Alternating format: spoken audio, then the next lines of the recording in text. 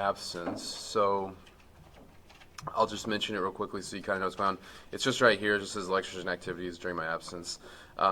If you look at the calendar, because it's in Module 0, I downloaded it, but it's always there. You can check it out. It shows everything we're up to. But it's because I'm missing some days here. So I posted some online stuff because I won't be here. So I'll be here today and tomorrow, and we're going to finish up Chapter 7 today and tomorrow. So really what you'll be working on while I'm gone is Chapter 8 and a little bit of 9. But what I've done is, just like I record my lectures this quarter, I've recorded my lectures last quarter.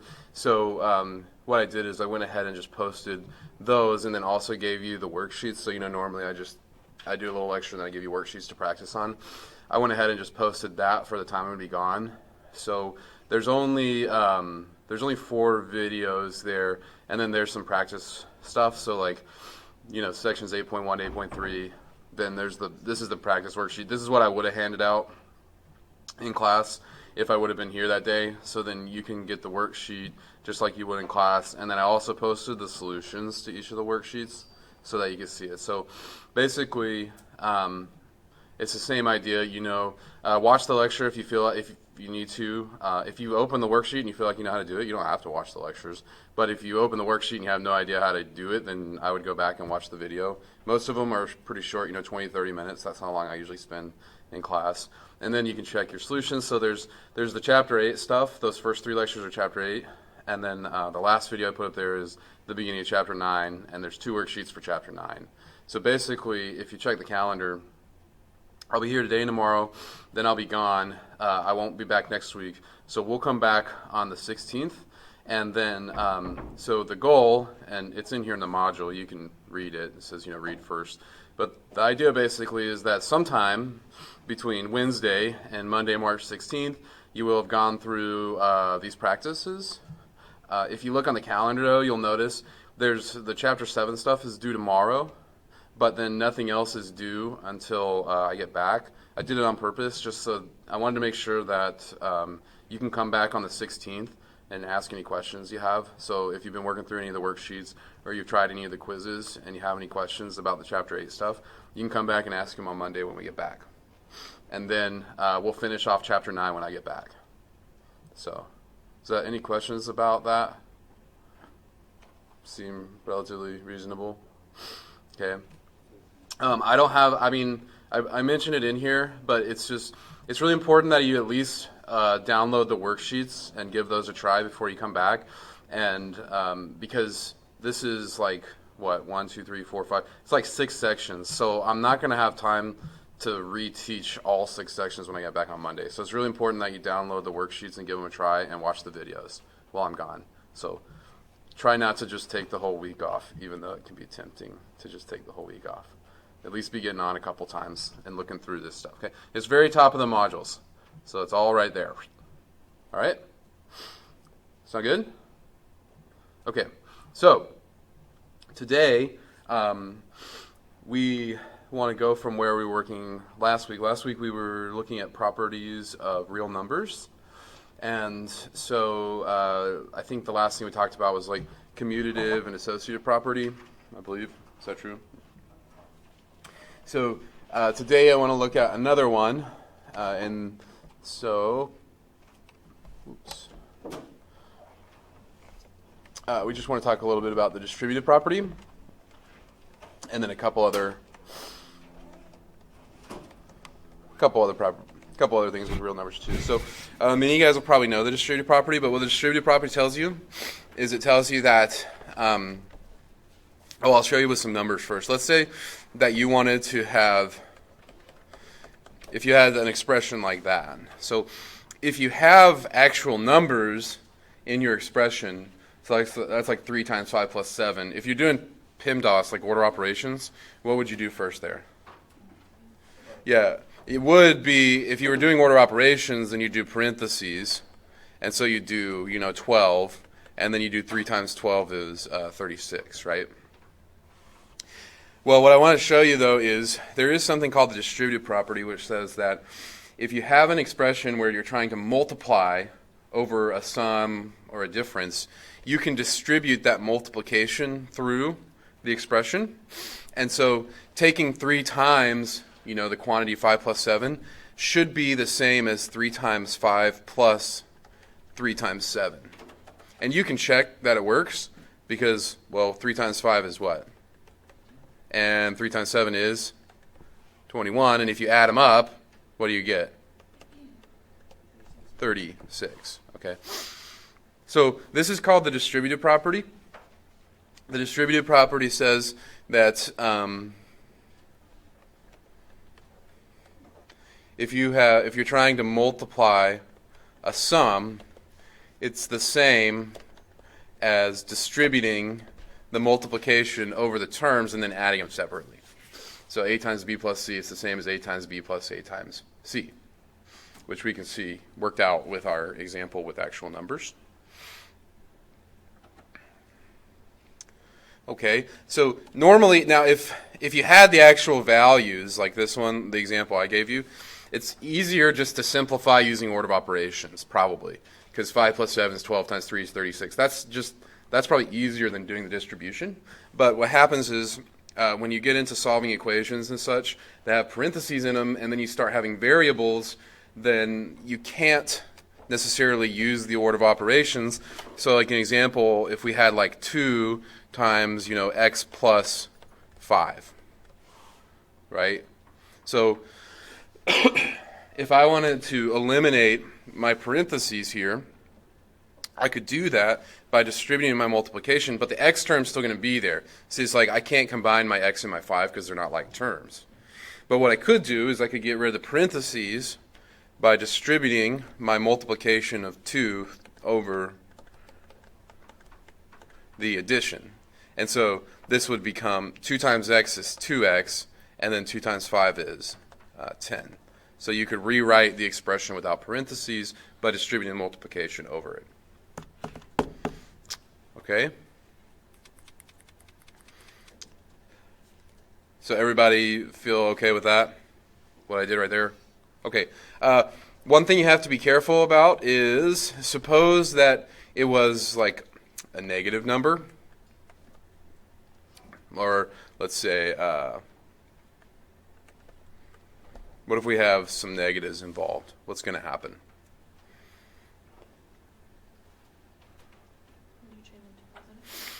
Well, when we distribute it over, so if you remember on Thursday, I was telling you that essentially we can think of as like the sign is attached to the term. So what happens is that like if you have a negative number outside the parentheses, when you go to distribute it in, you need to take that sign along for the distribution. So this was a positive y, but when I multiply it by a negative 5, what's going to happen? The whole term is going to be negative, right? Because the negative is going to go through with it. But what's going to happen here? When I do negative 5, this was already a minus 2. So what's it going to become?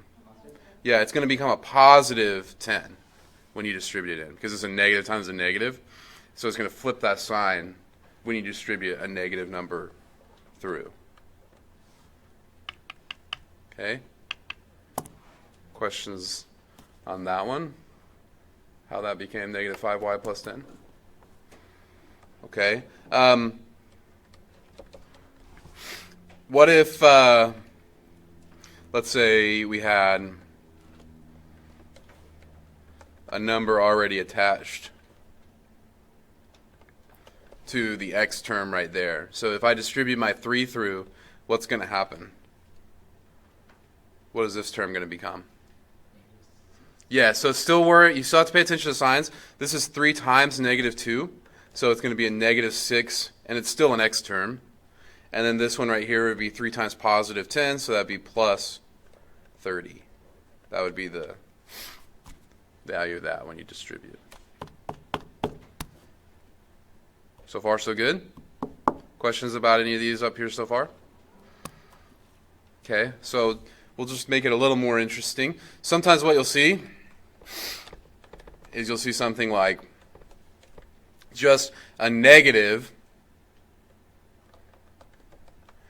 outside of the parentheses. So what does that mean? Yeah, it's attached to the whole term, and normally if there's nothing written, what's implied? Yeah, you can think of this, you can think of this as like -1 times 2x minus 5. So if you see that negative outside the whole parenthesis, you can still distribute the negative through. It's just getting distributed as a -1. So but essentially what's it going to do to each term? -1 times +2, it becomes -2x. And -1 times -5 is going to become +5. So you'll see that negative out front. Essentially what it's just telling you to do is this thing, distribute that negative through the parentheses, and what it's going to do is it's just going to flip the signs on everything. Right? Positive terms become negative, negative terms become positive. All right? And where you're going to see something like that is when the parentheses are like embedded in other expressions. So you might see something like 2y minus 3 times, -y plus 2. Okay. Actually, let's start with a plus, and then I'll show you the minus in a second. Okay. So you'll see expressions where you end up with parentheses in them. So what happens is the reason that we use the distributive property is because there's a y term here, and there's a y term there. But you can't combine them right now because that y term is stuck inside parentheses. So the reason we would use the distributive property in a situation like this is because I'm trying to unlock that y term out of the parentheses so that I can combine it with the first y term. Right? And to do that, we need to distribute our 3 through the parentheses. So we're going to use the distributive property within an expression. So here, and remember the sign goes with it. So this is a +3 times a minus y. So what's that going to become? A -3y. And now I've got a +3 times a +2. So that's going to become +6. Okay. So first you distribute and you knock out your parentheses. Now it allows you to combine your like terms. So here I've got a 2y minus a 3y. So if I got 2 of them and I take away 3 of them, how many do I have? -1y, or we normally wouldn't write the 1. So it'd be like -y plus 6 would be the final solution to that one. Okay? Yeah, go ahead, Jen. So why wouldn't it be -y squared plus 6? Because these are, you're talking about how come when I combine these, I don't end up with a y squared? It's because it's subtraction, not multiplication. So this is negative, because essentially you can think, y is like the units. If I have 2 things and I take away 3 of those same things, what do I end up with? I end up with -1 of them. Like it's like dollars, right? $2 minus $3 is -$1. You're thinking of if it was multiplication, which we're not really going to get into like higher powers much in this class, but if it's multiplication, then you would do 2 times -3 is -6, and y times y is y squared. But the powers of y are only going to increase when you multiply them. When you're adding and subtracting, they're just like terms. So they're going to stay y terms in the end. All right. Let's see. I'll give you another one. So let's say it was like, if you have a negative in there, you just have to be careful. So like, let's say you had 5 minus 2 times, say, x plus 4 or something. It's an expression like that.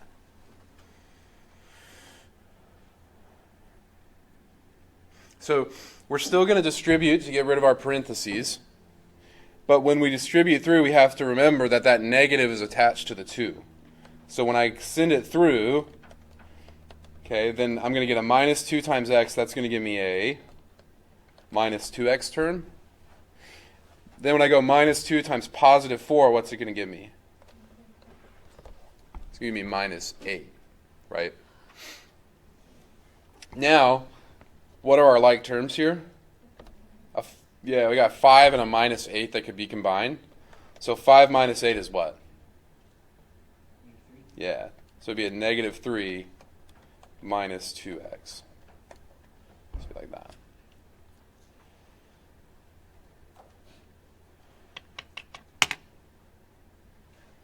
Questions on that one?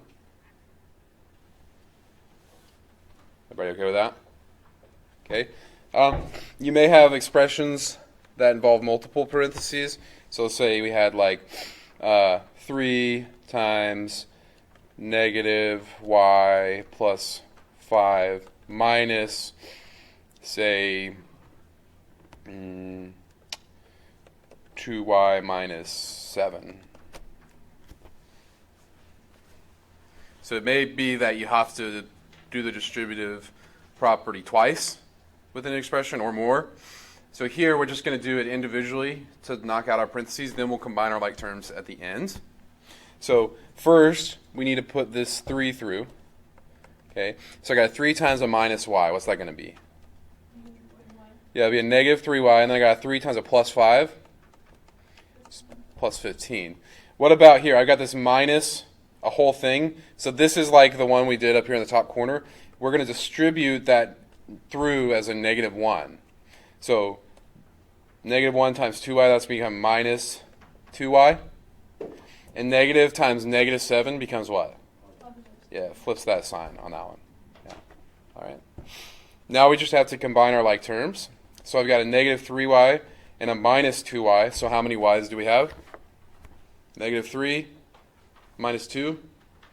What is it? Negative 5y. And then I got a 17, or I got a plus 15 plus 7, and that is plus 22. So that'd be your final solution for that one.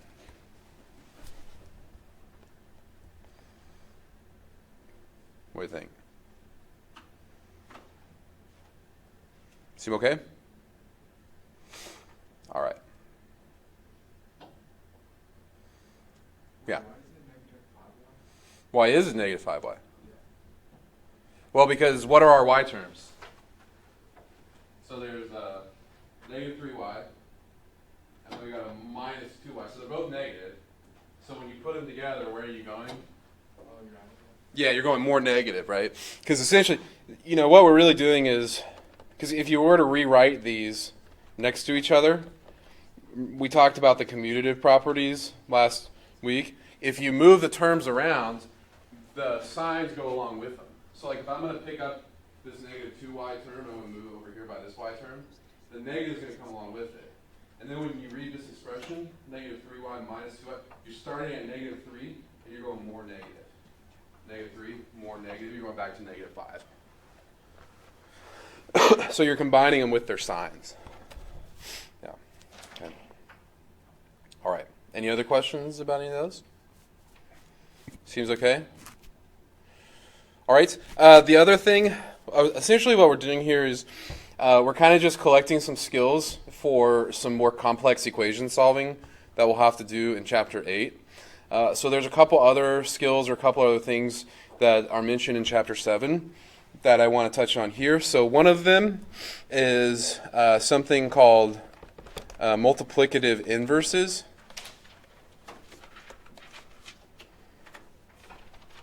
But essentially, what those are is they're just reciprocals. So the idea is, I'll show you an example.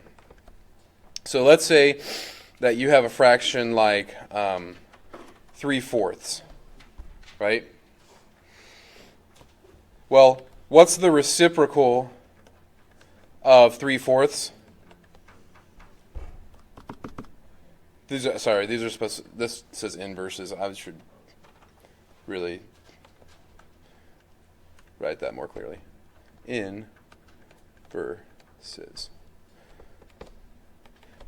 It's a fancy name for reciprocals, but I'll show you why. We call them multiplicative inverses. What is the reciprocal of 3/4? It's 4/3, right? Okay. Now what I want to look at is what happens when you multiply 3/4 times 4/3. They basically cancel each other out. What are you left with? Yeah, it's 12 over 12, which is just 1. Okay? And so the reason they're called multiplicative inverses is because when you multiply them by each other, they cancel each other out more or less. They just turns into 1. And where this is helpful, the reason that multiplicative inverses are helpful is, let's say that you had an equation. So like, let's say it was like 3/4 x equals 9 or something like that. Right, like that was your equation. So if you were to solve this equation, what would you do? Previously, how would you have solved this equation? Because this is 3/4 times x. So how would you solve for x? What would you do? Normally, what you say, okay, that's 3/4 times x. So we'll divide both sides by 3/4. Right? Okay, so those will cancel, and you just have x equals 9 divided by 3/4. But how do you actually divide by fractions? Yeah, you times by the reciprocal, right? And so essentially, and then these will cancel, like 9 divided by 3 is 3. And so what you'll end up with is, 12 over 1, which is just 12, right? So you could think of solving that equation as dividing by a fraction. But if you see this equation, 3/4 x equals 9, you can actually sort of shortcut to the final operation, because I know the multiplicative inverse of 3/4 is 4/3. So what we can do is just say, hey, I'll just multiply this side by 4/3, so it'll cancel out that fraction on the left-hand side. And then I'll multiply this side by 4/3.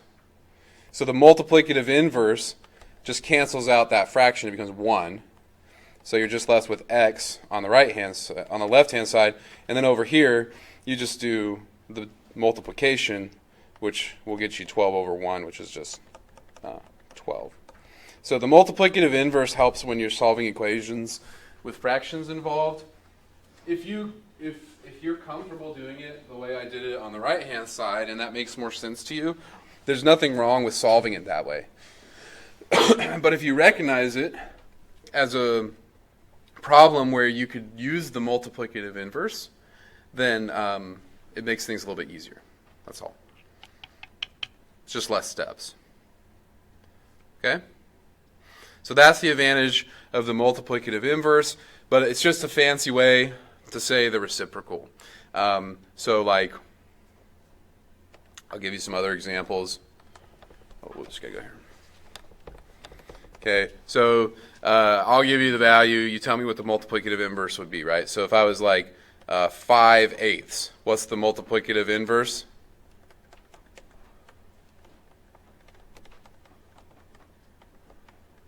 What's the multiplicative inverse of 5/8? 8/5, right? If I was to give, let's say, what about a whole number, like -2? What's the multiplicative inverse of -2? Because it's not the opposite, it's the flip. So what is 2? Yeah, it would be -1/2. Because, see, -2 is just -2 over 1. So its multiplicative inverse would be -1/2. You're just flipping it. So whole numbers can have a multiplicative inverse. You're just flipping them, or vice versa. So like, what would be the multiplicative inverse of 1/3? 3 over 1, which would just be 3. All right? What's the multiplicative inverse of like 0.7? What is 0.7 as a fraction?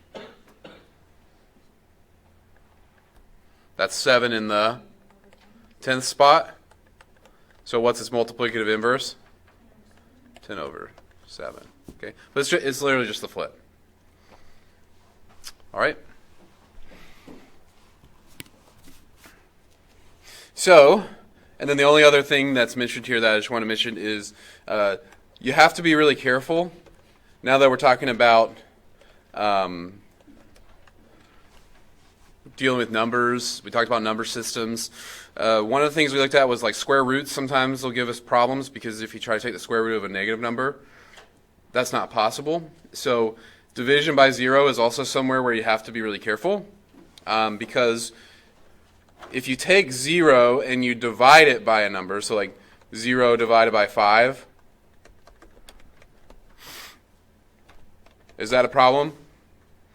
0 divided by 5? I mean, you can plug in your calculator and see. Is that an issue for your calculator, 0 divided by 5? It's not an issue. What's the answer? 0. It's just 0. So you can take 0 and you can divide it by any number. But where you run into trouble is if you have like 5 divided by 0. Try to do that in your calculator and tell me what happens. If you run it the other way. Error. Your calculator can't do it. And so it's not even not a real number. We consider it undefined. Because you can't divide by 0.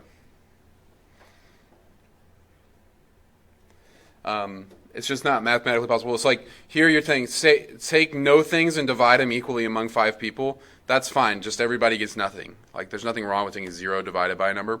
Here you've got problems because this is like saying take 5 things and divide it among 0 people equally. Well, you can't do that because you have 5 things. Like you can't make them not exist. So division by 0 is undefined. 0 divided by anything is 0. So one more property in numbers that we have to remember. That's about it for properties in numbers, though.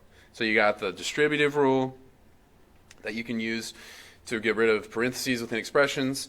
Multiplicative inverses are really just reciprocals. And then just be careful when you run into division by 0. You can't divide by 0. If you ever run into division by 0, you just call it undefined. All right? Okay. So I got some practice here. You can do some practice with the distributive rule, and then also the other 2 concepts we talked about, and then I'll let you give those a try.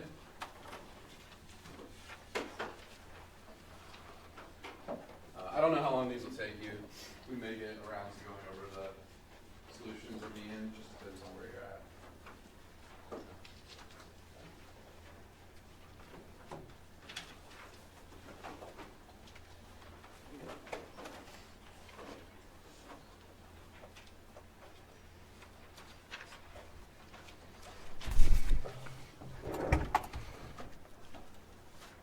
Zoom this so it keeps going. All right, so the first one we had was 4 times x plus 8. We're just distributing that 4 through. So 4 times x will give us 4x, and then 4 times positive 8 gives us plus 32. Okay? All right. Moving over, I gave you 7 times 3p minus 8. So we need to distribute that 7 through. So 7 times positive 3, that's 21p. 7 times a minus 8, that's going to be a minus, what, 56? 7 times 8 is 56? Yeah. 56.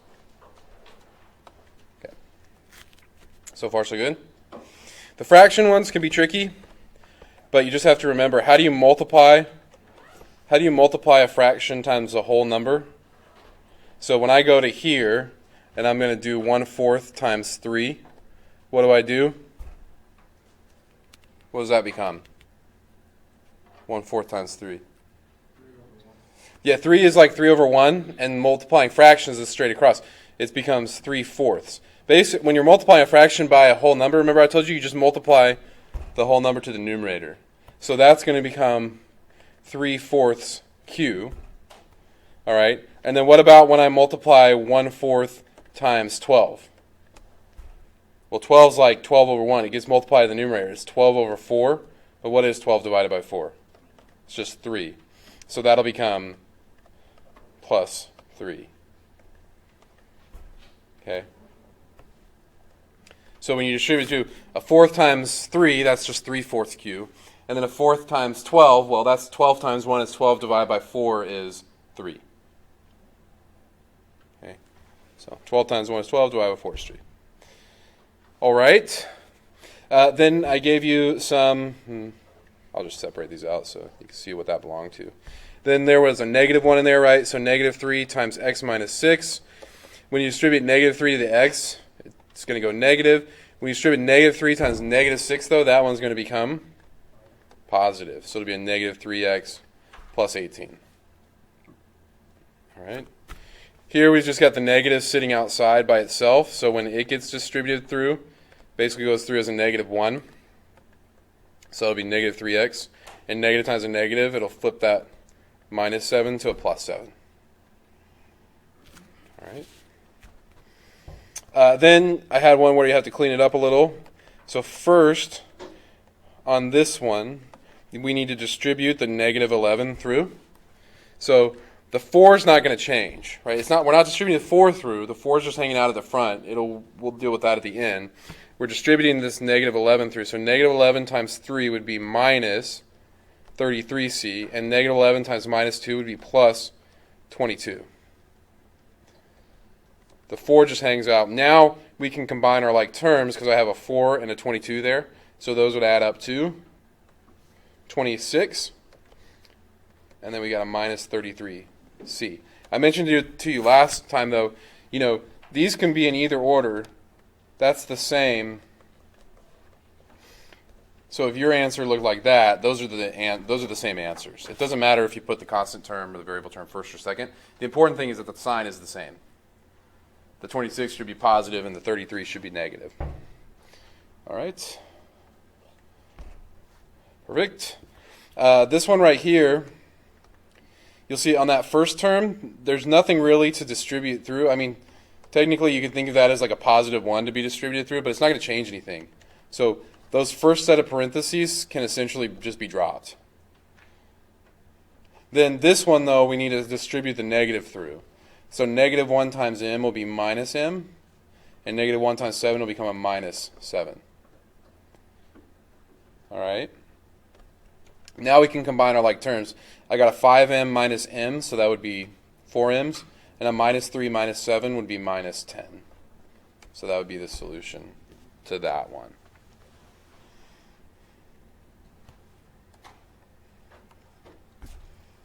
Yeah? Questions on that one?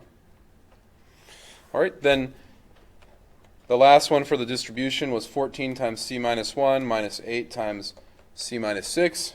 So we need to put this 14 through. So that'll give us 14c minus 14 when we distribute the 14 through. Then we need to distribute this negative 8 through. So negative 8 times c is minus 8c. Negative 8 times negative 6 is plus 48. And now we got to combine our like terms. I got 14c minus 8c, so 14 minus 8 is 6. Yeah, and I got a minus 14 plus 48, so essentially 48 minus 14. So that would be plus 34. All right. Questions on any of those? The distribution? Okay.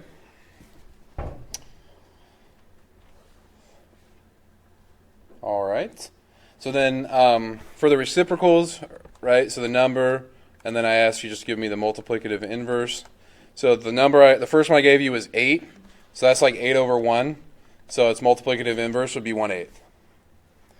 7/12, that one's pretty straightforward because it's already a fraction. So that'd be 12 over 7, be the multiplicative inverse. This one, negative 0.2. If you're trying to find a multiplicative inverse, that's why I would rewrite that as like negative 2/10, which technically is negative 1/5 because it's reducible. And then the multiplicative inverse would be negative 5 over 1. Or, in other words, it'd just be what? Negative 5. Really shouldn't have boxed that because that's unreduced. So, okay. So decimals you can turn into fractions, then reciprocate them. The last one there was negative 3/10. It'll just become negative 10/3. So the sign doesn't change. The sign stays the same. You don't flip the sign. You just flip the fraction. But that would be the solution to those four. Multiplying by 0, no problem, right? Anything times 0 is 0. These ones you can just plug into your calculator. 3 over 0. Yeah, that one's 3 divided by 0. Doesn't work. Try to do it in your calculator. It'll yell at you. Okay? But 0 over 3, you can plug that in your calculator. No problem. That works. Right? But if you go try to do the last one, 5.7 divided by 0, that one is not going to work. Calculator will throw an error at you, so that one's undefined. All right? Cool. So, tomorrow we'll finish up Chapter 7. Your Chapter 7 quizzes are all due tomorrow, so at least on the homework quiz, you only get one attempt, but if you wanted to try the other one tonight, you could. Come back with any questions tomorrow, and then we'll wrap it up. I'll see you then.